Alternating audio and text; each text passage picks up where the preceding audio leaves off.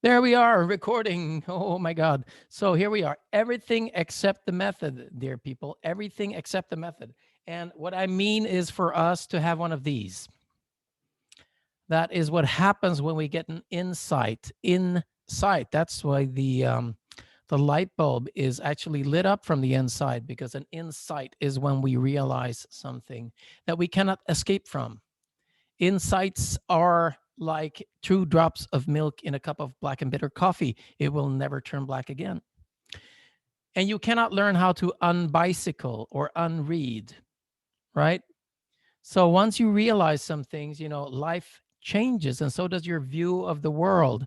And this is what you're doing for your clients. So the whole idea of this whole union or reunion or pre-union here is to discuss everything except the method.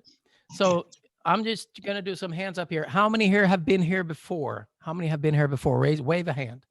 For who is this the first time? Wave a hand. Right, excellent, good. We have a good mix. Those of you who were here before, can you wiggle your hands more or less how much fun you had last time? So there you go, peeps. And those of you who haven't been here, can you wiggle your hands how much fun you would like to have this time? Excellent. So this is all about compliance, right? Because I do come from hypnosis. And the thing is this, I read an article by Mark Tyrrell. I don't know, how many here are acquainted with Mark Tyrrell? A few. Okay. So Mark Tyrrell is a really, really smart guy who's using hypnosis and NLP and other tools too. And he does a lot of therapy. I think he calls it uncommon therapy. I'm not sure if I remember it right. And the good thing, he wrote a really, really good article. Oh, cool, Tom. Cool article about hypnosis, where he said why he thinks that anybody involved in psychotherapy, therapy, or coaching, or communication, or leadership, or parenting, or listening should be aware of hypnotic phenomena and hypnotic language. Because as he says, we are hypnotic creatures. We're born into a trance state of mind as children, and we are malleable. We are formable during our early years. So we take a lot of impressions.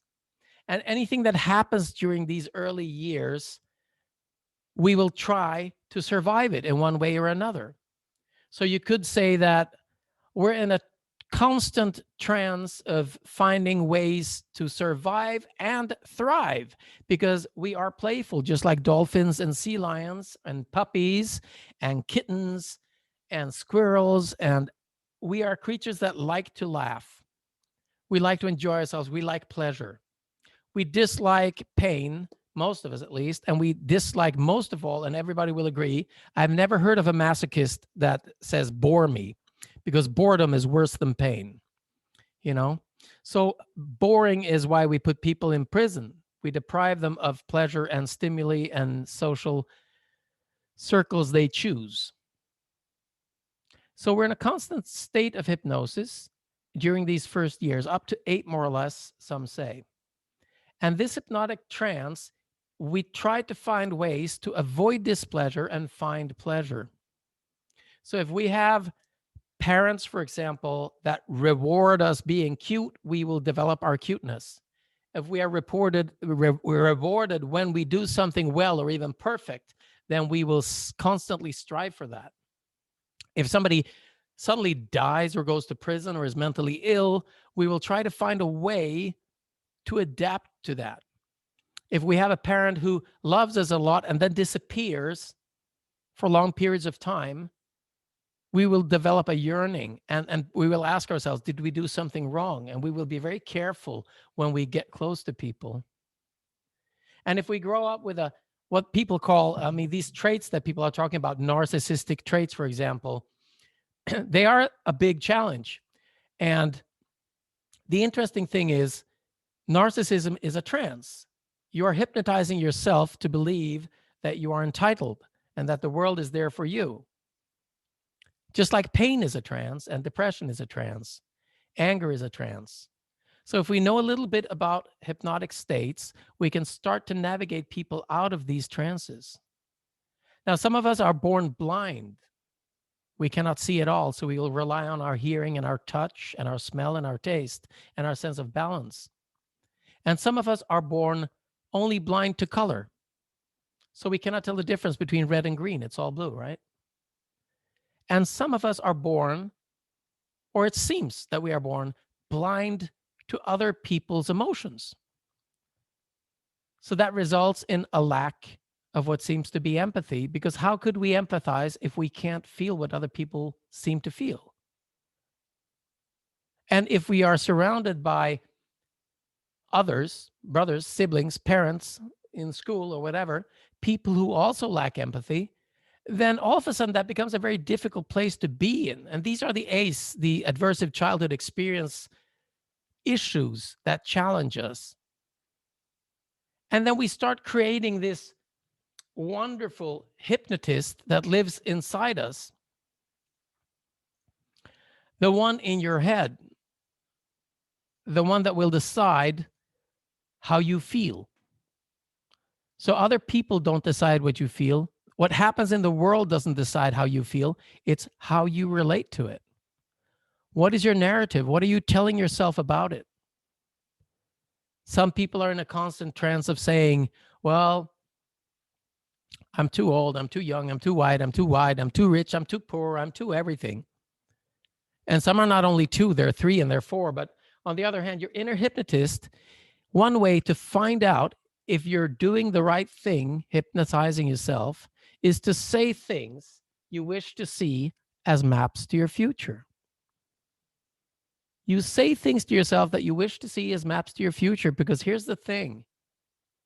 Whatever you tell yourself or convince yourself to believe that the world seems to be is your map and your compass. This is what you're navigating with.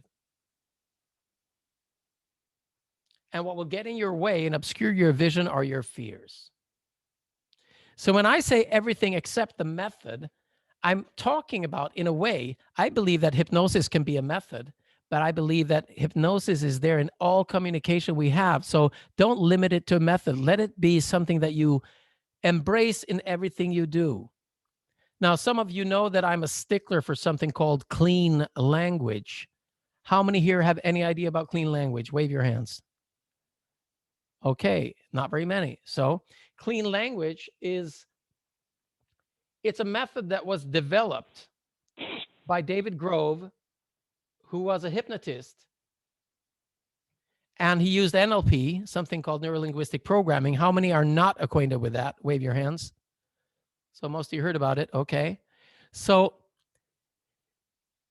it's about how the structure of language affects our structure and view of the world.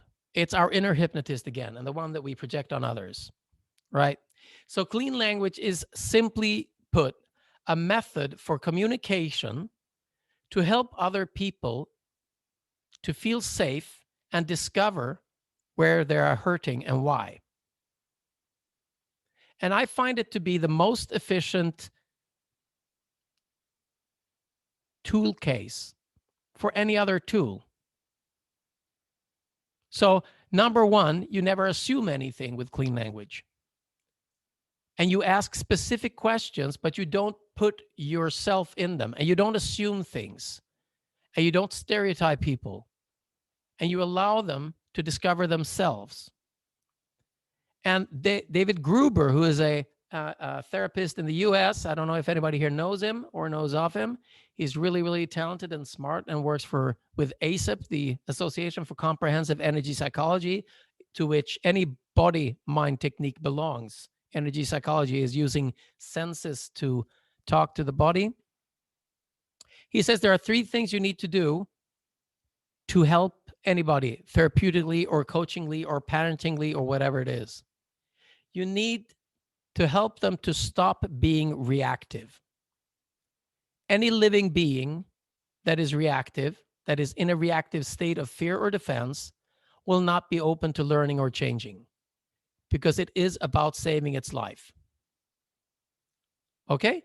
So the first thing you need to do with anybody who wants your help is to make them feel safe.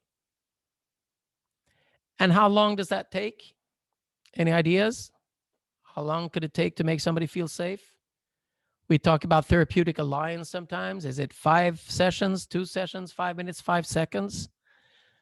Well, here science goes apart, but there are studies that show that we have an idea about how much we trust another person after more or less 5 seconds.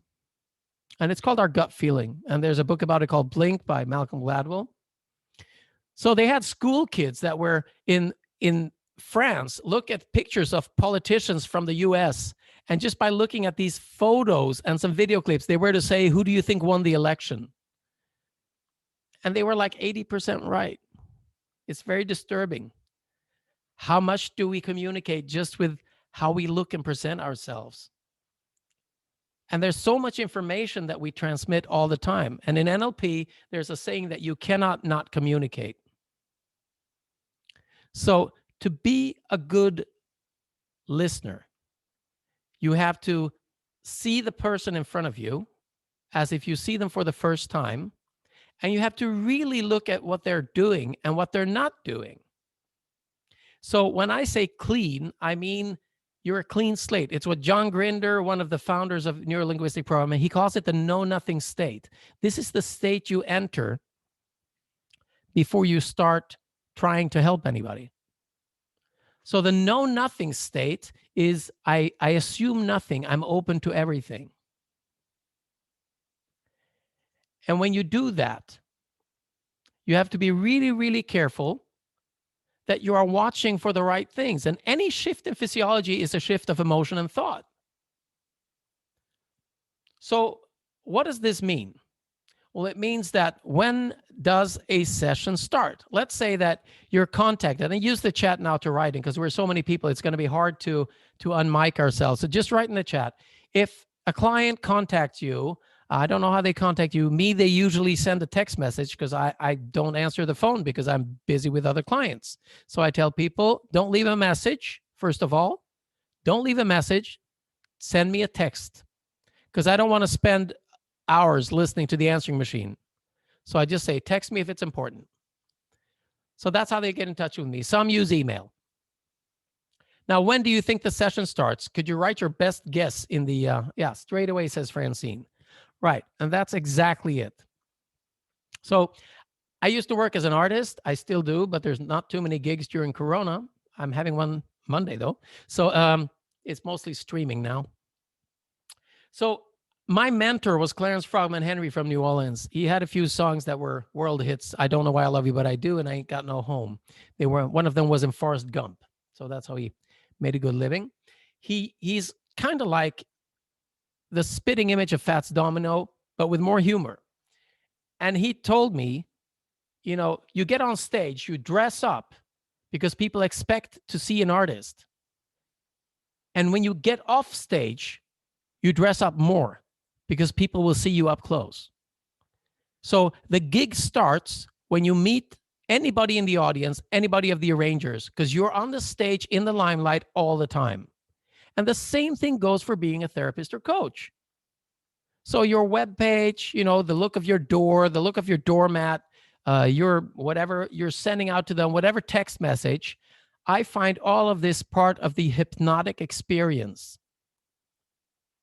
So what I will pace you through right now is how I set up a session, which is everything except the session.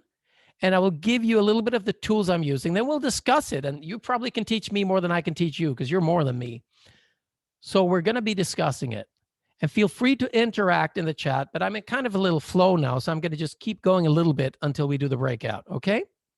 If you're all good with that, wave your hands so I know that I have some kind of consent here. That's important. Thank you. So I have moved my learnings from the stage straight into the learnings of therapy.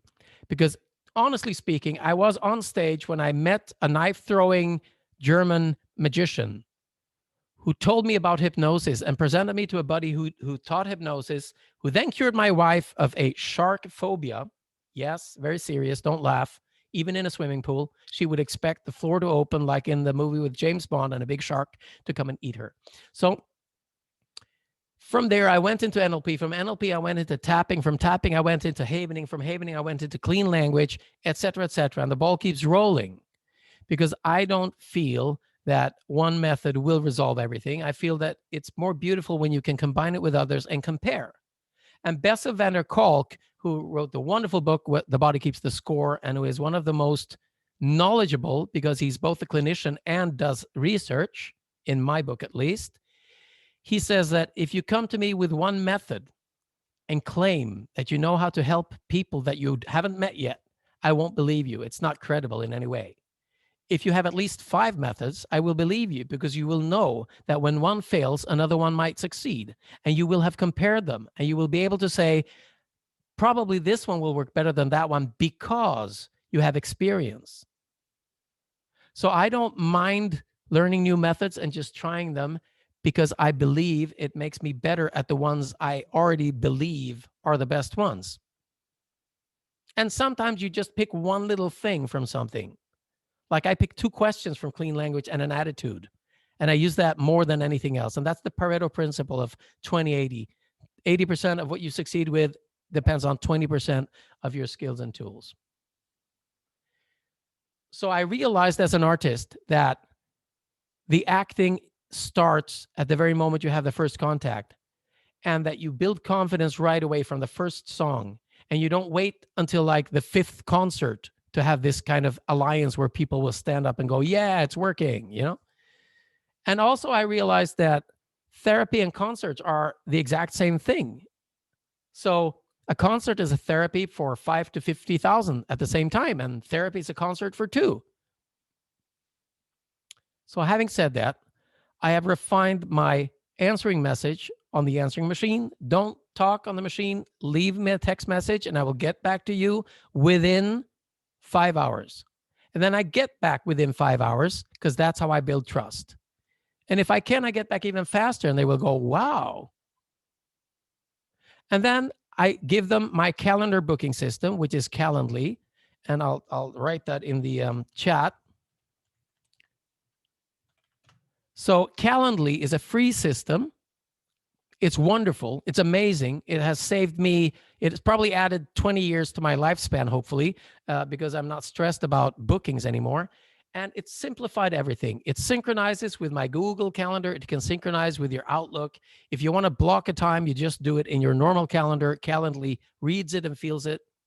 And it sends out a text message to them or a mail saying, you're welcome. This is the address. You don't have to prepare. You don't have to tell me anything in advance unless you wish to. In that case, email me. Because I prefer them to come clean, not telling me their whole life story in 65 pages that I read for maybe no use. And then I tell them, when you're coming to me, please arrive on time. Don't arrive before you're supposed to, and don't arrive after.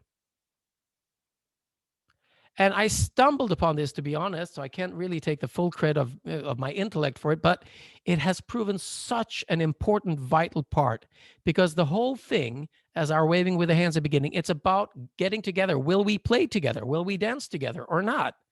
And to get past that hurdle, you simply ask them to do something that will make them think about the relationship. So when they call on my door, if they call 5 minutes early, I'm not answering. And they will start looking in their phone for my number to text me saying, I have a time now, I'm important.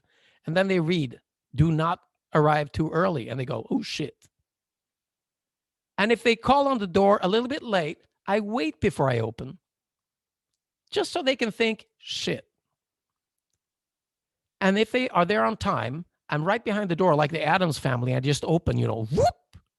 And then I get out and I get beside them. I don't stand in front of them. I get out beside them and I show them the way in and I walk in next to them.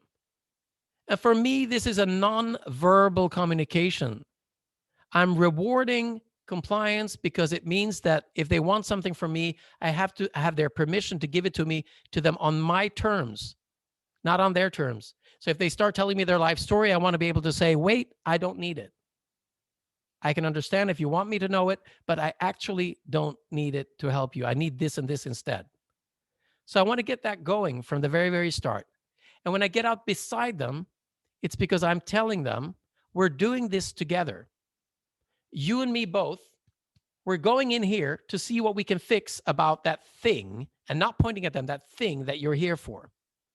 Because I want them to dissociate physically, subconsciously from whatever they're there for. And then I bring them to a table.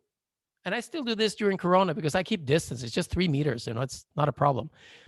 So they sit down, and we're sitting with a table between us, and I have a piece of paper. And here's the thing. How many here have ever been to a show with stage hypnosis? Wave your hand. Stage hypnosis? How many here have been on stage during stage hypnosis? Okay. Have you seen it on TV? Svengali, the Manchurian Warrior? Yeah, okay. So stage hypnosis is all about belief, and it's about playfulness, and there's absolutely no brainwashing involved. So people do things of their free will, but they do things they didn't know they could do. So if you want a client to believe that they are interesting and that you are ready to listen to them, and that you are really, really ready to find out what can we do to help you, then you lean slightly forward and you look at them as if you're looking at something really interesting, and you smile as you would to a friend, and you say, so what are we here for? And the hypnotic language chosen here is not what are you here for, what are we here for? And this actually comes from something called pre-action review, which is a system used from the beginning by the American military, and today by leadership trainings all over the world, and in therapy by me. So the first question you ask before you go out on a mission, and it is a mission with a client, is who are we? So I've established that I am the therapist or the coach, and they are there to get help with something. I've done that in the doorway by saying, let's go in. And then we find out, why are we here? What are we here for? So I will start listening to their answer, and then I will ask them the one question, because we need some kind of agreement that they have been helped once it's over. So I simply ask them, I have a remote control on my desk, and I say, if you press one of these buttons and could change anything in your life for the better, make a magical change before you leave here, what would that change be, and how would you be able to know that it has happened? And they might be saying, I just want to quit smoking. And again, I would like to invite them inside themselves to find out why. Because smoking is not a problem. Drinking is not a problem. Smoking crack is not a problem. Biting nails is not a problem. The problem is what causes them to do it. What happens just before that? So I need to just test them and say, so you want to quit smoking. So I ask, are you sure you're smoking enough? If you quit smoking, what are you going to do instead when that feeling comes? Because the outcome, they would say otherwise, would be that I don't smoke anymore. Okay, though, but what about all the other stuff in your life that led up to you smoking, although it smells like shit and gives you cancer? So we have to agree somewhere on that. And it would be the same thing if they come to me saying, I feel like life isn't worth anything, and I feel like I might, even have thoughts of ending it. And I don't want to, because I have kids and I don't want to do that to them, but I don't know the way out.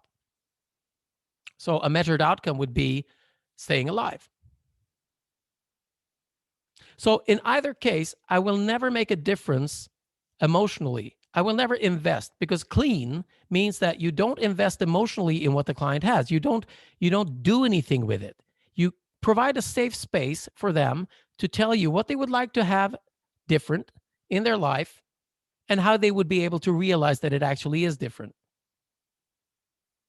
So what would the outcome be? And then they tell me, well, I just want to wish that I lived. And if you stop there, you're losing their whole introspection that they never do on their own, because they're reactive.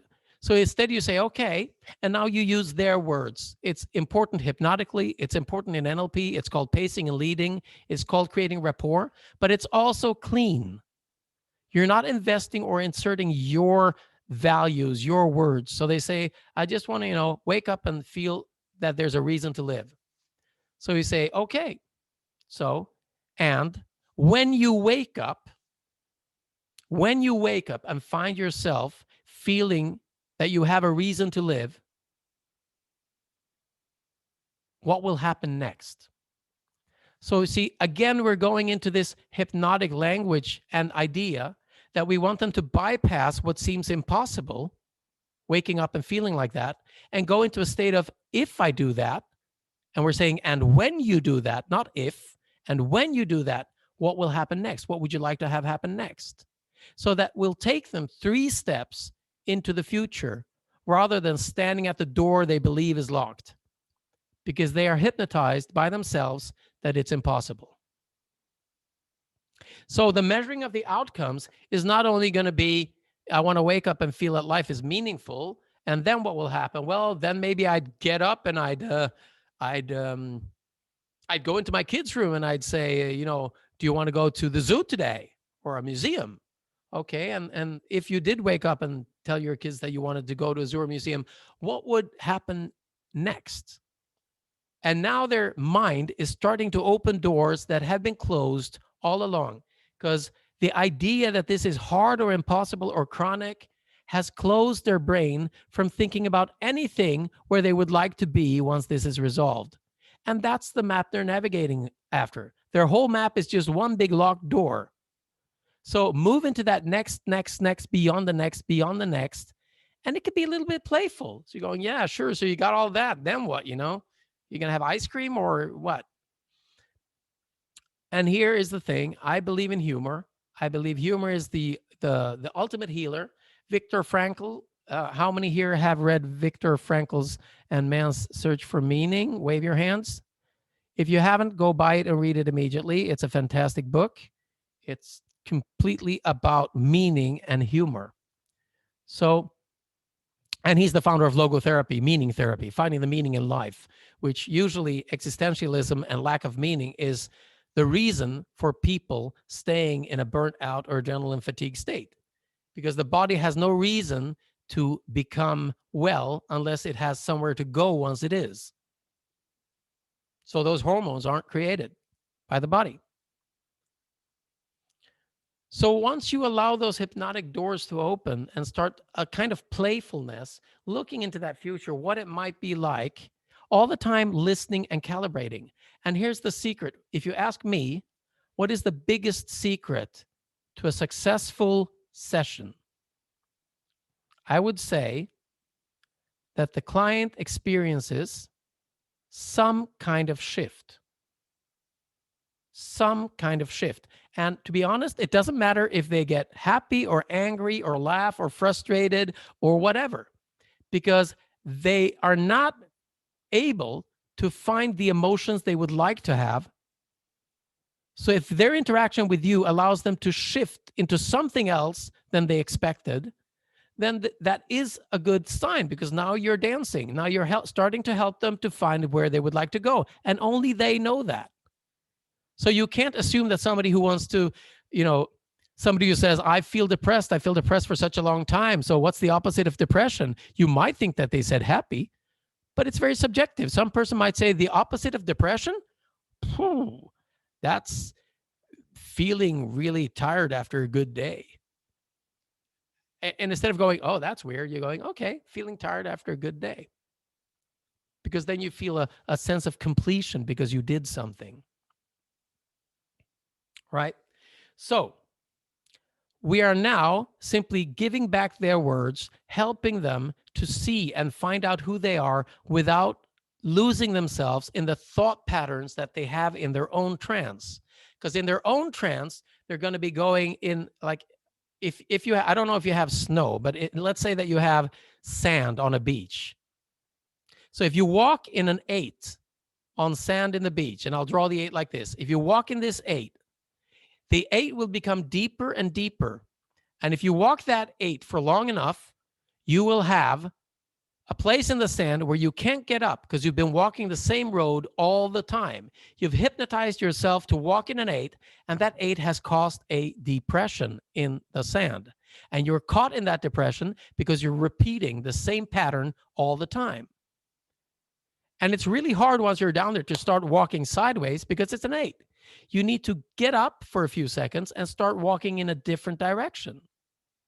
So instead of trying to break the pattern they're doing, find them a new one that is more happy or more fun or more rewarding in any way, whatever way, whether it's anger or joy. Right? So the trance they usually catch themselves in, well, why what's happening now in your life? Well, it's the same because this happened and that happened, so I'm here, and then that's going to happen, and I know this won't work, and that's not going to work either. So it just feels hopeless because I can't see a future because of, and you're going in that circle, and that's human, that's understandable. There's no shame in it. It's absolutely understandable. But it's because they are not opening any new doors because they're repeating the same mantra. So we need to break that pattern gently into something that they actually would like. And that's, this pattern is there also for people that are sane and good and having a great life, because even in a good life, you will at some point be repeating the same behavior 90% of the time. Whatever worked yesterday, you'll do tomorrow. You're not going to brush your teeth in a new way. I do, but maybe, try it. It's fun. Try brushing your teeth with the wrong hand. You'll find that your wrist in one hand is so much more, dexterous than the other. It's a blast. Try shaving if you're a guy, or if, try shaving with your eyes closed in a dark room. It's interesting. It can look really funny afterwards. But if you try doing things differently, your brain will all the time start looking for different things. And you will get used to that, and your curiosity will be woken up, and you will find that you find new things. But the more you repeat the same hypnotic circles, and that's usually something we also do with people we haven't seen in a long time. So if you haven't seen your parents for a long time and you go see them, all of a sudden, you're 8 years old again, especially when they say something like, there you are, not on time as always. And you go, I'm freaking 2 seconds late, cut it out. And your voice is going 8 years old immediately because you're hypnotized by yourself to go back into that trance. So for me, it's about helping people out of their trances, but don't break them, and don't believe that the trance is the problem. It's that they need something better. And to measure the outcome, you need to go into a solution for what they're there for, and the solution after that, and the solution after that, so that you have a roadmap that is, what do you call it? Sustainable into the future. So then you come a bit into the session. You haven't even decided what to do that yet. All you're doing is having the client, comply a little bit and start looking at themselves and feeding them back their loop so that they can discover it. Because when we walk these loops, we're not aware of them. But if somebody holds up a mirror to our loop, which is what you do when you feed back their language to themselves, then they will become aware of it, and they'll go, wow. And that's when the aha moment starts happening. And I find, and Mark Tyrrell finds, and a lot of other homies in the therapeutic or coaching business find, that trying to give advice to clients is a 50-50 chance of success or the opposite, because you have no idea what they actually need, and neither do they. But you can help them find out, and only they will know once you've helped them. So then we go back into the action review, and now we do a during action review. That's feisty, isn't it? So here we go, and we say, what have we learned so far?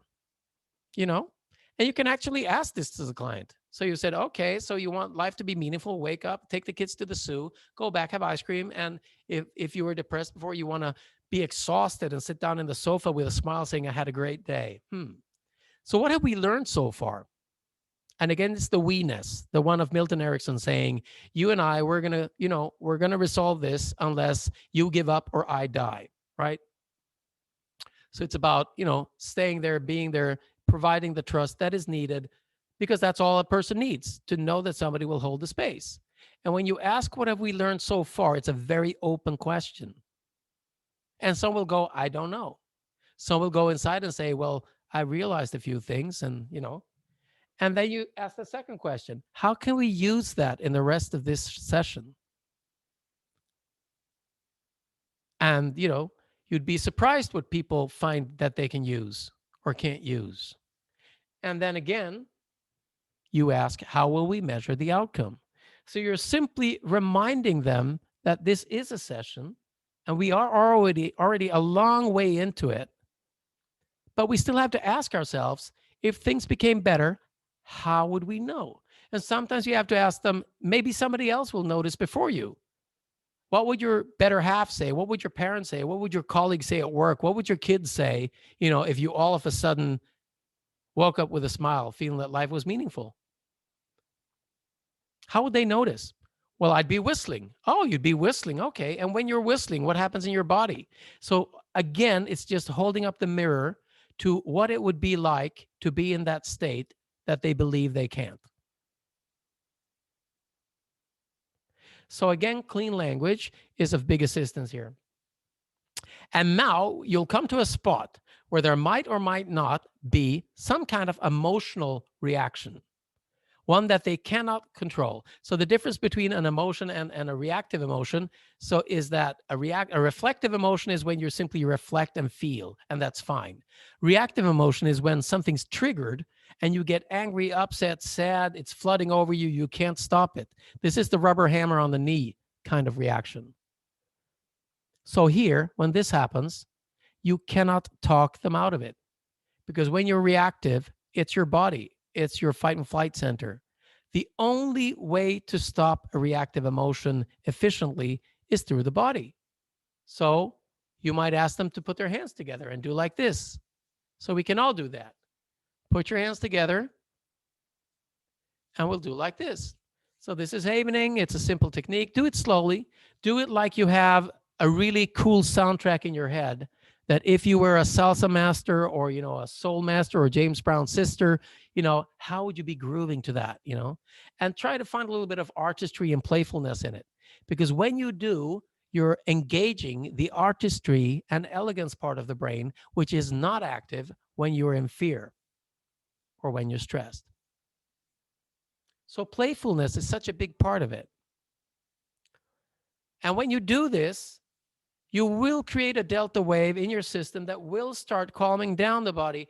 And the body, anything you do that assumes joyfulness or assumes playfulness or assumes being in command and empowered, will enhance playfulness and being in command and empowered. And I use this a lot on Zoom. I use it in big meetings. We use it a lot, me and my colleague Gunilla Hamna, when we do trainings with up to 200 people, because you can see when people stop going back and forth, then you know that something is happening inside them. And they're not as playful in this moment as maybe they could or should.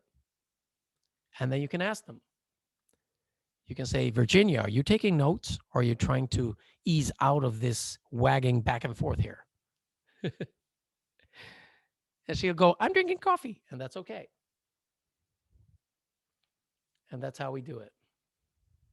So another way is tapping. You can tap on your chest. And here's the deal.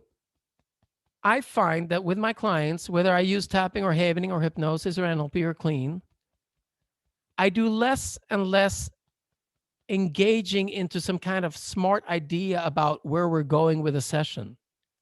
If I can just make them comfortable, relaxed, safe, and find out what is their trance that they need to get out of and where would they like to be instead, and ease them towards this. And if a reactive emotion turns up, some fear of something, then we do the tapping havening and we can move forward into that. And I've taken notes all the time so that we can measure the outcomes, right? And usually, if they have a really reactive emotion when we start, I ask them where it is in their body, how strong is it, so that we can check afterwards. But here's something that I've learned, which is if you invest too much in actually knowing what the outcome is of a session, thinking that you know what the outcome is, then you might totally spoil whatever new doors they had no idea they wanted to walk through may have appeared. So if they come to you and say, it's this issue in my life, I feel anxiety about this specific memory, and you help them with that, whatever technique you're using. And if you stop there and say, okay, when you think about it now, is it good? No, it's not. It's still a 2. Okay, you get it down to 0. Deal done. Bye-bye. That is not why they came to you, to be honest. They don't know why they think that's the idea why they came to you, but usually the mind it's a million things connected to a million things. So if you really want to help them find out where that brings them to. So the clean approach here will be assume nothing, use the words of the person, ask for no details, normalize and focus on the future. We've said that. So we focus on where they want to be, not on the past. Some people they have this hypnotic trance of the past that keeps repeating. Sometimes it needs to do so. So it's not a bad thing always. And sometimes you need to stop that loop because all it does is reinforce into the now what happened then. So again, just a short reminder, those of you who might be interested in neurolinguistic programming, it's about observation of how people create their subjective experience of the world and their narrative of themselves. So you could say that it's about how they structure their thoughts, how they structure their strategies and processes, and what beliefs they're holding that are stopping them. And once a reactive emotion kicks in, none of that matters, because then you have to calm the body down. So some of these tools are useful, only to a certain extent. So when you're looking into the future and when you're training your client to help themselves after the session, because this is it, you're teaching them to fish, not giving them fish, right? So Judith Simon Prager has written the book Verbal First Aid, The Worst is Over, Words That Matter, and how you can enhance healing in any given situation. It's simple. It's like the inner hypnotic pattern I told you about in the beginning. You tell people to tell themselves what they want to have happen, not what they don't. They shouldn't be saying, I feel so overwhelmed. I'm so sad. I'm so fragile. I don't know how to do this. It's never going to work, because that's the map they're creating. They need to understand that the worst is actually over and you can feel safe right now. And I'm listening. And sometimes that's enough to start talking and focusing about the future, where you want to go. And always, always you can say, I need you to help me. Because in the words of the famous Enköpings doctor, the doctor from a town called Enköping in Sweden, Ernst Westerlund, he would have 300 patients daily, and he would distribute them into a village, and he would have them stay with the people in the village. So if you came there because you were burnt out, he said, you're going to stay with this family. All you have to do is help them chop wood, because they would be getting social interaction, complete change of identity, reinvent themselves, not see themselves as victims, instead see themselves as part of a community. And that showed to help a lot of people. And he would ask people, I will not ask if you can. I will ask if you wish to.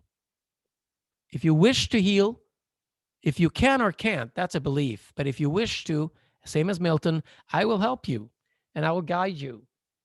And I won't stop until I die or you give up.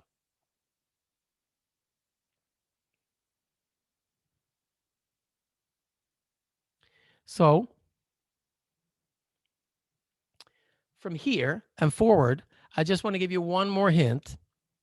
Before a session, whatever method it's going to be, some methods are so much stronger when people close their eyes. But here is a word of caution. I work with severely, severely, severely traumatized people at times. And asking a really traumatized person to close their eyes is like asking them to go back into the most fearful place they know, their memories. So I would never say close. I would say, is it okay? If it's okay, close your eyes. If not, keep them open. But if you keep them open, please, can you just blur the vision as if you're staring into space instead of looking at me? So try to look past me, because when you blur your vision, neurobiologically, you're more safe in your fight and flight system than if you have a tunnel vision. So peripheral vision is actually a neurobiological handle into a safe feeling. And that's why you have the hypnotic gaze. That's why you have the daydreaming gaze. And I use these neurobiological handles. I tell people, you can try it all right now, and I'll tell you an easy way to do it. So put your both fingers in front of your eyes, like this, in front of your nose. And this I would do conversational. I would just say, can you try this? And they'll go, yeah, okay. Again, it's compliance. And look at your fingers. Now have them just close enough so that you cannot focus on them. And then you pull them apart slowly, trying to keep your eyes on both of them at the same time. So your eyes are open and you're looking, and you're trying to see both fingers as you move them apart. Move them apart, trying to see both, and see how far you can bring them before they seem to get out of your vision. And notice that as you go farther to the sides, you can do specific things with your eyes that actually allow you to keep them in your field of vision, although you're bringing them further and further out. This is a state of trance. You've just hypnotized yourself really lightly, and I'll bet you're not scared.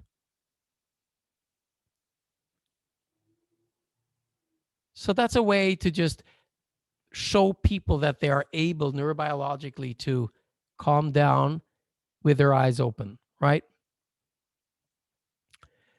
All these small little, call them tricks or special tools, or if I were a chef, I call it spices, a little of this, a little of that, a pinch of this. And then before a session, I would say, close your eyes if you're comfortable. Tell me how it feels. Because here's the thing. The intellect does not cure the body. It stresses the body by creating images in your experiential brain. But the intellect can talk about it and talk about it and talk about it. And if you still feel like shit, you still feel like shit. So all you've done is create 3,000 explanations, but you haven't got to the place where you feel better. So you say, close your eyes if you're comfortable, or if not, blur them. How does it feel when you think about these things? And then you say, where is that feeling in your body? And does it have a shape or direction? And this is also leaning into the clean language of David Grove, because any feeling you have is a biochemical reaction, and it will have a place in your body. You don't feel depressed in your left elbow. You don't feel anxious in your chin. Usually, those kinds of emotions will take place in your stomach, or in your chest, or in your throat, or in your head, sometimes as a full body uncomfortable experience. So then you can ask, how strong is it? Now, you need all of these things, because shape and direction is one part of the brain examining this. Where it is in your body is another part of your brain examining this. How strong it is another part of your brain examining this. And how does it feel is another part of your brain, the part that puts words on things. So I'm doing a kind of a triangulation here, helping them to become self-aware about whatever that is, wherever that is, however it may seem. Okay? So then you do your session, whatever method you want. And as you do the session, you are actually dancing or surfing with them. Whatever turns up, you keep holding a safe space for them. If the doorbell rings, you go, and as you notice, the doorbell rings, but the bell does not toll for you. So no worries about that. And then you stay clean, because if their eyes are closed, then they will need somebody to provide safety. And if you feed back to them exactly what they hear and do, they will feel more safe, because then they know they're held in a safe space. So if somebody swallows, you say, and you can swallow. Yes. And then they breathe, and you say, and you can breathe, just like you're doing. And then we'll go, oh, thanks God, I was worried about that, wanted to stop breathing for a while there. And then you go calibrating. And this is the next thing. The mistake most people do, whether it's talk therapy or any other therapy or touch therapy or hypnotic therapy, you have to keep your eyes on the road and your hands on the wheel. And your feet need to be ready to hit the brake or the clutch or go to a faster gear or a slower gear. And if you hear that noise, it's because you're coming close to the roadside. And that little paint there is warning you so that you can steer back into the middle of the road. So the calibration is the physiology. Anything that shifts in their physiology is a shift in their emotion and thinking. There is no disconnect there. So like Alan Watts would say with his British accent, from the body and the physical manifestation into the mind and the consciousness manifestation, there is a thusomness, that point in the middle where they meet, and we don't know where it is, yet it's there. So you calibrate if their breathing changes, you calibrate if the tone of their skin changes, if they clench their jaws, if the muscles around their eyes twitch, if there's a tear, if the breathing goes slower, if they become heavier. And all of this, you simply feed back to them. Yes. And as you feel that sensation in your jaw, and that's okay. And does it have a message for you? And maybe it does, and maybe it doesn't, So you calibrate, and then you feed back and lead forward to where they should go, as if you're dancing. Surfing, dancing, therapy, coaching, making love, it's all the same thing. Respect, safety, and calibration.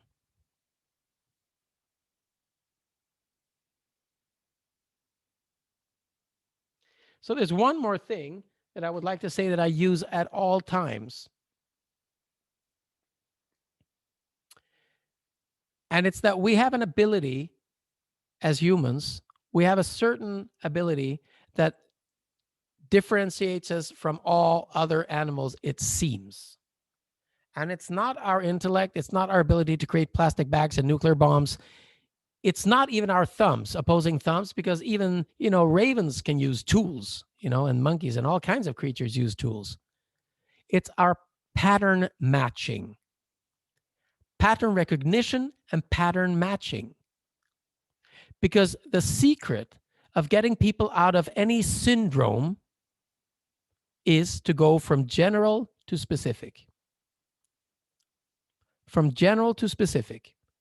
And this, for me, is the biggest secret. It doesn't matter what method you're using. If you're tapping, havening, hypnosis, NLP, CBT, ACT, NET, it doesn't matter. If you take an average sum, for example, and I'll explain this to you, the average sum of 1 plus 2 plus 3, okay? So what's the average of that? 1 plus 2 plus 3. So the sum is 6, and the average of 3 cases is 6. 6 divided by 3, so the average is 2. Now, if it was 1 plus 1 plus 4, the average would still be 2. And that's what a syndrome is. It's an average of something. So if you say general anxiety syndrome, it means that they have generalized specific anxieties into almost everything. And the road out of that is not to treat anxiety for everything. It's to go all the way back to one specific thing they feel anxious about and just treating that. And don't pick the biggest one, pick the smallest one. So if they say, I'm anxious about anything, I have lack of control, I have these thoughts of catastrophes, I don't go out in the open, I don't drive my car fast, I never leave the house, if I leave the house, I don't take the subway, and I wash my hands 65 times. And you go, normalize and neutralize. You go, okay, So obviously, you have a lot of things that you're worried that might not be beneficial to you. So if you just pick one of those that you're sure that you can tune into right now in a specific situation that you have felt lately. I want you to tell me what day, what time, what were you wearing when this feeling happened, so that you can prove to me that you actually have it. And they go, it's every Monday. That's not specific. Which Monday? It's every Monday when I meet my stepmother. No. Which Monday, and when did you meet her, and what did you feel, and where was it, and what shape did it have, and direction. So being truly specific 3 times is all it takes to create a new pattern recognition, a new generalization. So regardless of the method you're using, if you're treating IBS or general anxiety or agoraphobia or anxious or disorganized attachment patterns, You don't treat disorganized attachment patterns. They don't exist. You treat one specific relationship in which they experience that it is disorganized or scary in some way. And when their brain goes, I fixed this one, then you fix one more. And when their brain goes, my body tells me I fixed this one, then you do one more. And when you get to 3, it goes bada boom. And you get this enormous generalization effect. Enormous. Now, there's just one thing left now.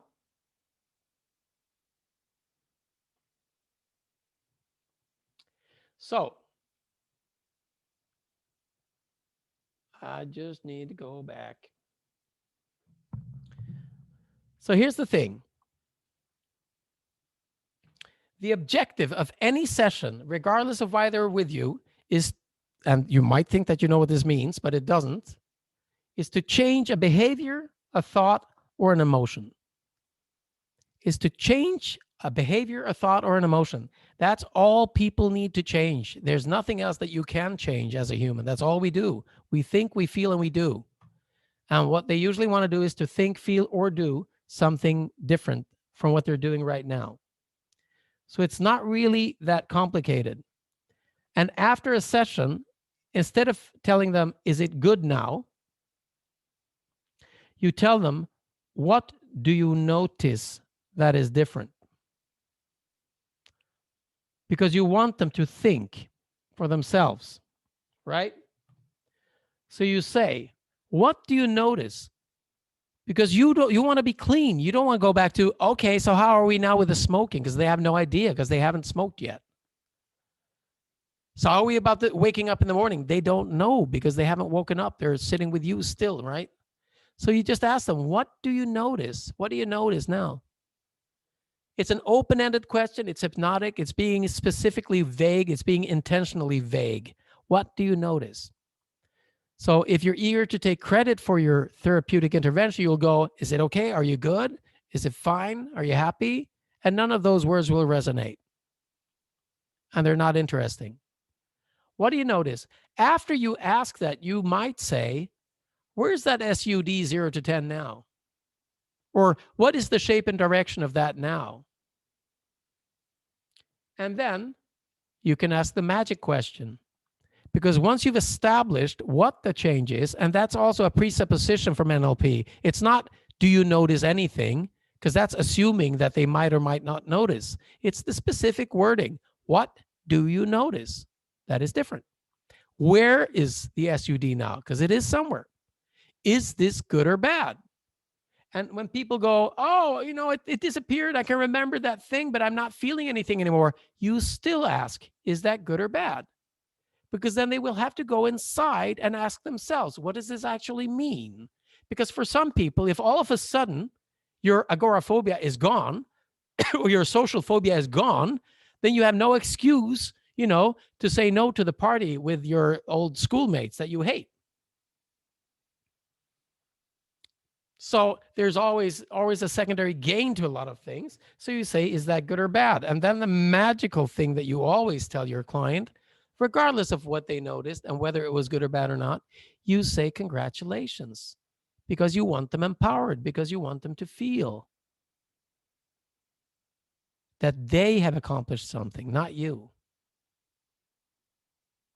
So here's the deal. I know that I was talking a lot today, but I was in a flow and I couldn't help it. I hope you bear with me.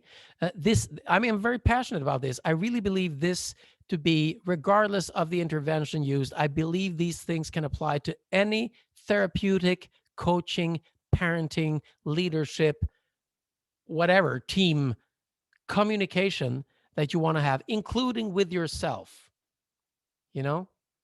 So if you say, you open the door of the fridge and you go, I believe I need something. And then you say, maybe it's cheese. And you take the cheese. And you will immediately go inside yourself and you're going to be saying, what do you notice? I noticed that was good. Maybe I should have more, Where is that feeling of needing cheese? Where is it now? Oh, is this good or bad? I think it's good. Congratulations. I took the right thing out of the fridge. So we basically do this in ourselves at all times. And what I would like for you to do now is I will send you into the breakout rooms. And yes, I've seen your questions. I've just not responded. So yes, you will all have a copy of the recording. Of course you will. It's your recording. I'm just a guest in it. And I want the recording too. So we'll all have it. And we'll, feel happy to share it with the people that signed up for this. Or if you have a colleague that wants to watch it, that's fine. We just don't put it on the internet so that anybody can see it, because we're having a private conversation here, and that's fine too. So feel free to use it sensibly any way you want. And all the previous recordings as well, they are all in the same YouTube channel, which I will send you a mail with afterwards too. So what we want to do now is we want to go into that after action review to find out how we are doing with this session, right? So that means that we're going straight into this. What have we learned? And how can we use it next time? So these are the two questions that you have in the breakout room. And I've mentioned quite a lot of different things here. And for some of you, it's going to be one thing that stands out because it maybe resolves a challenge you had, or maybe it resonates with something that went good or bad in the past, or whatever that was. And notice that in the after action review, it never says, was it good or bad? Who are we? Why are we here? How will we measure outcomes? What have we learned so far? How can we use it? And how can we measure outcomes? What have we learned? And how can we use it next time? This is because you don't learn when you shame yourself. You don't learn when you blame yourself. You don't learn when you criticize yourself. You learn when you learn. So when people come and say, I feel really bad because I drove over my neighbor's cat in the runway, and you go, wow, what did you learn from that? Like really curious. Wow, what did you learn? Terrible thing, I know. Sorry about that. Okay, so here we go. Breakout rooms, and we're going to give you, because we're going until 19:30, so we have another 26 minutes. I'm going to put you 10 minutes in the breakout rooms, and 10 minutes is a lifetime if you're a dandelion or a dragonfly. So, and certain one-celled organisms. So use these 10 minutes and don't spend the first 5 minutes going, should I start or should you start? Politeness is wasted here. You want to jump in the water and get wet. And you want to come out as the winner, because the winner will have learned the most and have most ideas about how they can use it next time. So we're going for quality and quantity, and either of them will win. And there's no wrong answer, and nobody can fail, and there are no losers, but there will be a winner. I hope you're sufficiently confused now. Good. Thank you for nodding. So it's going to be 5 rooms. You're going to be 8 to 9 participants. Some of you are in a position where you are listening, but your camera is off, and maybe you can't participate because you're working and you're listening to this at the same time. So if somebody is in your room that doesn't talk, just allow them to be silent. You can just say, can you talk or not? And they will do that. So throw yourself in the pool now while the water is still fresh. What have you learned, and how can you use it next time? Whatever that is.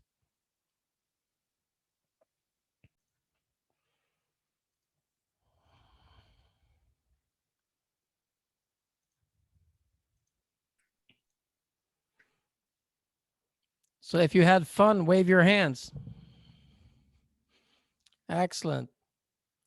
Perfect. Yeah, I knew you'd get along. That's wonderful. So you've been writing you've been discussing a lot of things. Now try to write into the chat, and you can get the chat afterwards as well. So that's a way of collective organic growth. The whole idea of after action review is that you share the ideas that are collective without evaluating whose idea, why, or what, whatever it made you think. So please throw them into the chat, right? Anything that you think of there.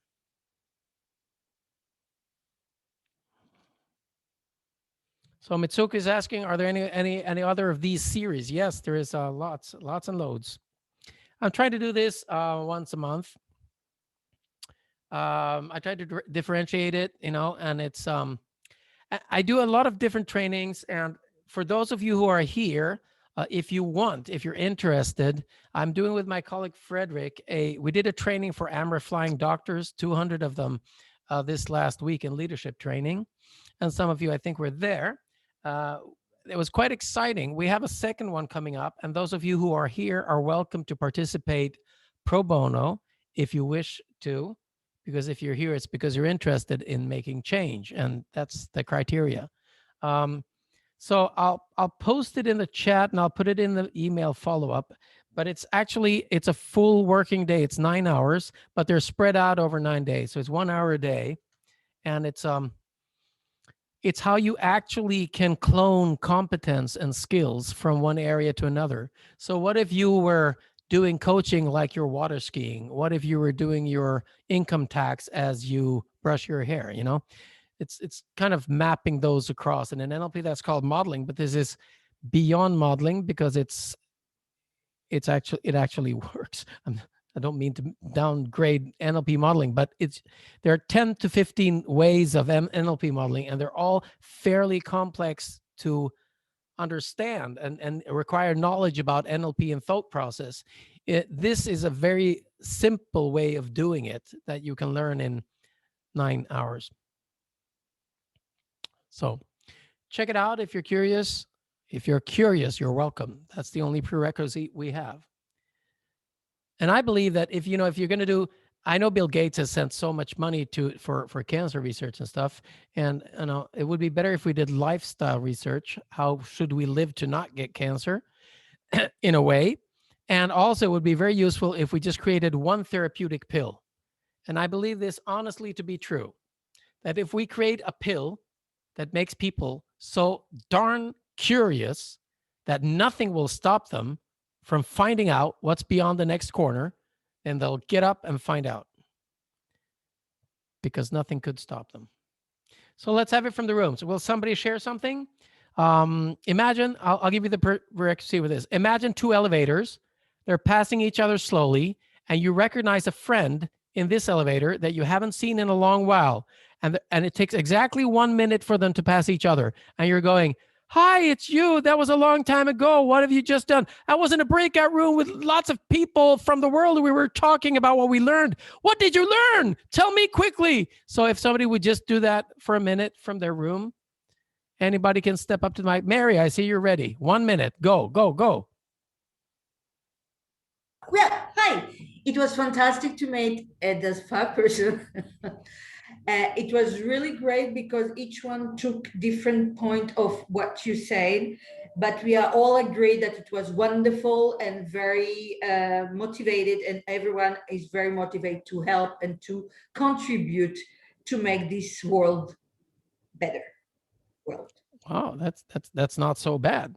So you had Lena, and you had Mitsuku, and you had Tom, and you had a Zoom user, whoever that is, but it's probably Yeah, her name is Jeanette. She says she's from Sweden also. She's a neighbor. Okay, sounds good. Yeah. Thank you so much. So that was room 5. We're going backwards. Room 4. I would like somebody from room 4 to step up and say something in the elevator before it passes. So it could be Diane, it could be Laura, it could be Mary, it could be Lena, it could be Renata. So which one of you will simply take the opportunity and speak up? I will. I'll maybe nobody else comes. Diane, do you want to do it? No, I'd rather you did, really. I think you're more experienced than me. I'm still training, so. Okay. Don't ever limit yourself. Oh. So anyway, I thought you wanted it put in the chat, so I put it in the chat. So yeah. The takeaways, we just discussed takeaways, and the takeaways were the figure of 8 metaphor that you gave, the powerful, simple mnemonic, the CBTE, the pattern recognition, the fact that if you change 3 very specific examples of the problem behavior, you create the new general pattern that will replace the old problematic pattern. Playfulness is a way of calming the system, and taking you out of your amygdala was a great tip too, and creating your safe space throughout the session. The fact that you build on any shift and notice that and get them to go in and reflect on it and to but basically bank that, so they recognize and you build their awareness of it, so that then that changes their whole physiology, and you using clean language and whatever. Okay. Well, that's a pretty good summary in 10 minutes. Wow, thank you. I'd love to meet you in an elevator. So next room 3, we have Alice, Claudia, Jutta, Malin, and Virginia. Who is going to grab the mic?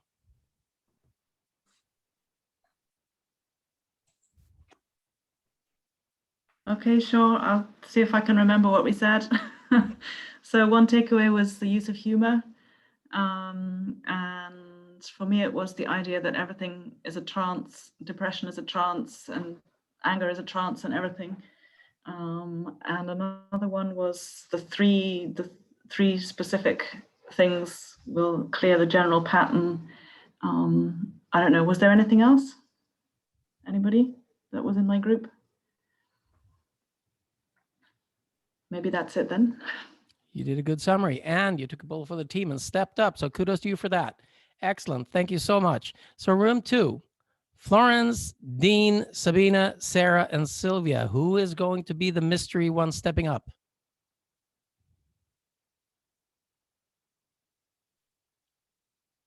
Let me just say that politeness does not count here. You just unmic yourself and go. Hello, this is Sarah. So we were talking very much about the rocking side to side, and that being a visual cue about a shift taking place. I have a very personal question, and how clean do you think it is doing a session by proxy testing and testing a person's subconscious using muscle testing? I think my answer to everything is it depends. And if you ask me, if you rather would ask me how clean could it be done, I would say I think it could be done extremely clean. As long as you don't introduce things into the consciousness that weren't there. And if you're asking by muscle testing to the subconscious, then you're doing precisely that. Okay, and my second question for that would be about the use of intuition in that. So the intuition, in effect, would be the non-clean part of it, wouldn't it? Yes, it would. And again, I do extremely unclean sessions. They're not necessarily dirty just because of that. But I mean, sometimes there is a use of being unclean too. Sometimes the opposite is what's required. You have a bolt that's rusty. You can't open it this way. You go the other way, and all of a sudden it comes loose. So, I mean, you can do provocative therapy. You can do all kinds of things, and you can go by intuition. I find intuition to be something that I use carefully. It does get more acute. I do get information into my system that I believe have to do with the client, but I cannot assume that. So I carefully place it into the dialogue. Okay, thank you. So if I would, just an example, if I'm talking to a client and suddenly all of a sudden I get this just word or this symbol pops by, red or beach or nail biting or dead dog or whatever, then I would find a way to test that as clean as possible, saying, you know, by the way, I just have to tell you that if I seem distracted, it's because there was a dead dog in the street this morning when I came there. Go, oh my God, dead dog! How do you know my dog died? You know, and that kind of thing. But I would be very careful to see where it goes or doesn't go, because I don't know. I can't be sure. It's not only intuition, but it is intuition. I hope that's an answer. Yeah, thank you. And we still have a session lined up, so we'll talk about that after.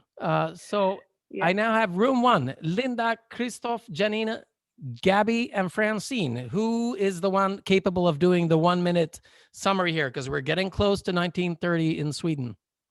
Yeah, Please step up. I can do it fast. Yes, you can.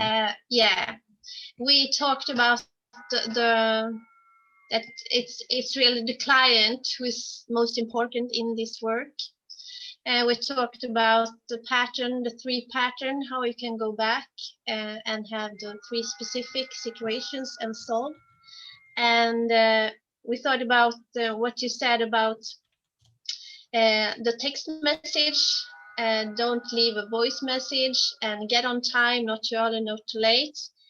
was amazing. And we talked about those simple hand havening to use this in any meetings. And we loved this one with the fingers and the blur.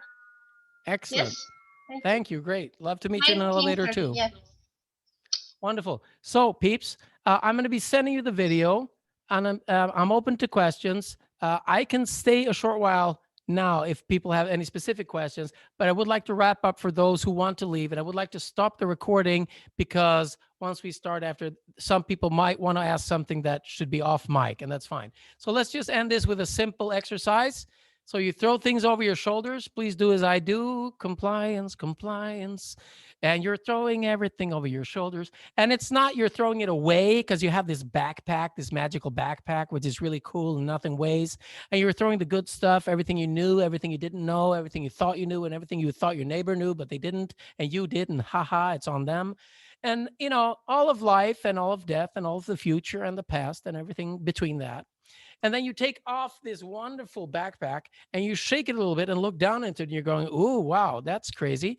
And then you turn it into this ball of energy carefully, like maybe it's made of magical energy, clay or something else different, you know, and then you make your hands really small and you listen to it carefully to see if you can hear the sound of whatever that is in there. And then you bring it up to the height of your mouth and you open the hands carefully and you blow like you would blow on a dried dandelion, like that. And you look up in the air and you're going, with your Indian accent, you go, oh my God, butterflies of apprehension coming to my sleep tonight in my dreams to tell me things. And there you go. Thank you so much for doing that. So applause for you, my friends. Thank you. And Janine, a special brownie points for you for staying up and getting up early. That's excellent. You know, New Zealand. Wow. Okay, everybody, I'm going to stop the recording. So look cool now. So that's the last thing people are going to see. Hi.